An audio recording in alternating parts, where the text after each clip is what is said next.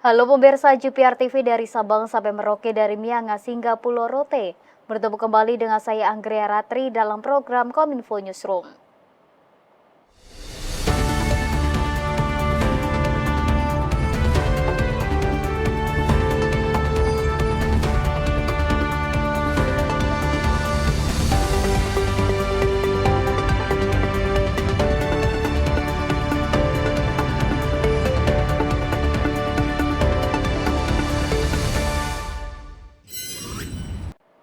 Kita ke informasi yang pertama pemirsa, Presiden Joko Widodo meminta TNI dan Polri ikut mengawal proses transisi pemerintahan. Presiden menginginkan peralihan kuasa kepada Presiden terpilih Prabowo Subianto dapat berjalan lancar. Presiden Joko Widodo memberikan pengarahan kepada jajaran pejabat TNI Polri di Ibu Kota Nusantara, Kalimantan Timur pada Kamis 12 September 2024. Dalam sambutannya, Presiden menyampaikan bahwa saat ini Indonesia berada pada fase sangat penting karena pada Oktober mendatang akan ada pelantikan Presiden dan Wakil Presiden terpilih, sedangkan November mendatang akan ada pemilihan kepala daerah serentak, baik gubernur, bupati, maupun wali kota. Melihat dua momen penting tersebut, Presiden meminta TNI Polri untuk menjaga stabilitas yang sudah terjaga sampai saat ini. Presiden mengingatkan agar tidak ada riak-riak yang berpotensi mengganggu pelantikan Presiden, sehingga proses transisi pemerintahan dapat berjalan lancar. Saya minta TNI dan Polri harus menjaga betul stabilitas. Mendukung penuh transisi pemerintahan. Oktober bulan depan itu ada pelantikan Presiden dan Wakil Presiden terpilih.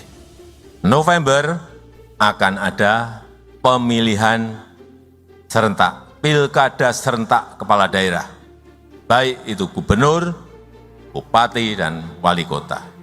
Sehingga saya minta TNI dan Polri harus betul-betul menjaga stabilitas yang sudah terjaga sampai saat ini. Hal-hal yang kecil-kecil segera selesaikan. Jangan menjadi sebuah persoalan yang membesar. Segera, secepatnya. Menutup sambutannya, Presiden mengucapkan terima kasih atas dedikasi dan kerja keras jajaran TNI Polri. Pencapaian bangsa Indonesia hingga saat ini tentu tidak terlepas dari peran TNI Polri.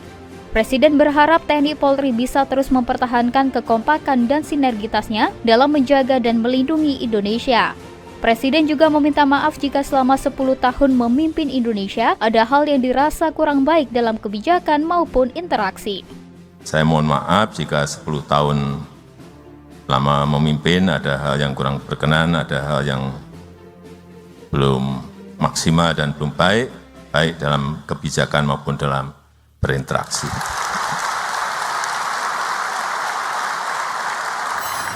Pemirsa, Presiden Joko Widodo secara resmi mencanangkan pembangunan MRT Jakarta Lintas Timur Barat fase 1 tahap 1. Pembangunan akan dimulai dari rute Medan Satria hingga Tomang sepanjang 24,5 km yang terdiri dari 21 stasiun.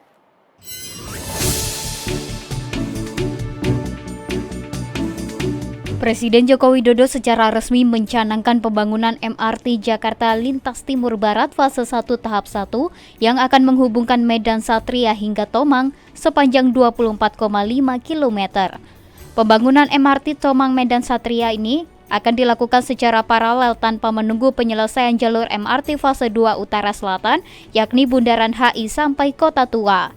Pembangunan MRT Lintas Timur Barat fase 1 tahap 1 akan dimulai dari rute Medan Satria hingga Tomang sepanjang 24,5 km, terdiri dari 21 stasiun yang memiliki stasiun layang dan stasiun bawah tanah. Presiden Jokowi menyoroti peran penting MRT dalam mobilitas orang di Jakarta yang telah memberikan pelayanan kepada lebih dari 120 juta penumpang. Meski proses pembangunan fase 2A MRT Lintas Utara Selatan masih berlangsung hingga saat ini, namun pemerintah bertekad untuk memperluas jaringan MRT di Jakarta agar semakin terintegrasi. Menutup sambutannya, Presiden Jokowi berharap proyek MRT Lintas Timur Barat ini tidak hanya meningkatkan mobilitas warga Jakarta, tetapi juga mendukung pertumbuhan ekonomi dengan mempercepat konektivitas di Jakarta dan sekitarnya. Kita tahu di bulan Maret 2019 telah kita operasikan fase 1 utara selatan dari Lebak Bulus ke HI. Yang kalau kita lihat sekarang, utara selatan fase 1 itu sudah mengubah wajah Jakarta, sudah mengubah wajah transportasi Jakarta dan negara kita Indonesia. Dan sejak operasi sampai sekarang, MRT telah mengangkut, memberikan pelayanan kepada 120 juta penumpang, jumlah yang tidak kecil. Dengan mengucap Bismillahirrahmanirrahim, pada pagi hari ini saya canangkan pembangunan MRT Lin Timur Barat fase 1 tahap 1. Pemirsa, Kementerian Komunikasi dan Informatika berkolaborasi dengan Indosat Ooredoo Hutchison meluncurkan program penguatan kapabilitas keamanan cyber bagi 1 juta talenta digital. Menkominfo Budi Aris Setiadi mengapresiasi dukungan Indosat Ooredoo Hutchison dalam menjalin kerjasama dan mendorong transformasi digital demi visi Indonesia Emas 2045.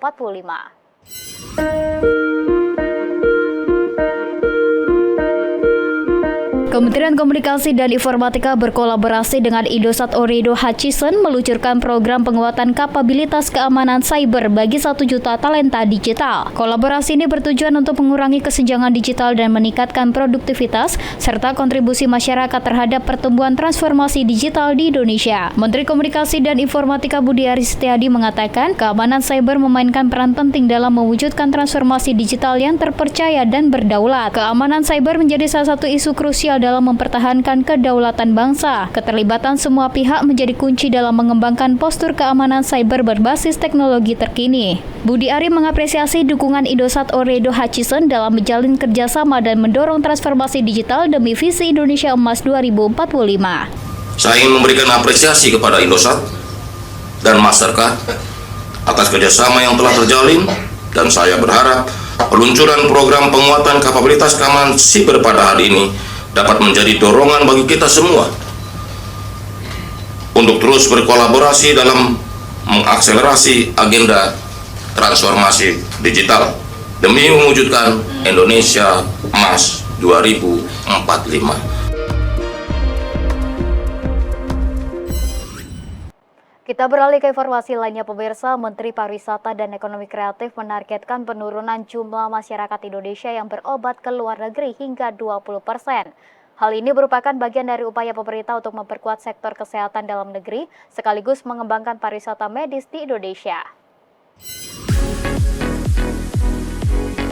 Menteri Pariwisata dan Ekonomi Kreatif Sandiaga Uno menargetkan penurunan 20% masyarakat Indonesia yang berobat ke luar negeri. Sandi menyampaikan bahwa 165 triliun rupiah dikeluarkan masyarakat Indonesia untuk berobat ke luar negeri.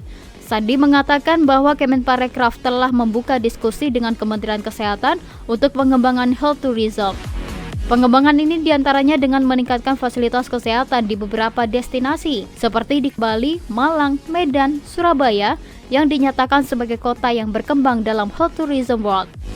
Strategi ini diharapkan dapat mengurangi ketergantungan masyarakat Indonesia terhadap layanan medis asing sekaligus mendukung pertumbuhan sektor pariwisata medis di tanah air. Kita harapkan dalam beberapa tahun ke depan akan ada pengurangan 10-20% dari masyarakat kita yang mendapatkan layanan kesehatan di luar negeri, sehingga kita bisa sehat dan bugar di Indonesia. Pemirsa, kami akan segera kembali dengan informasi lainnya, tetaplah bersama kami.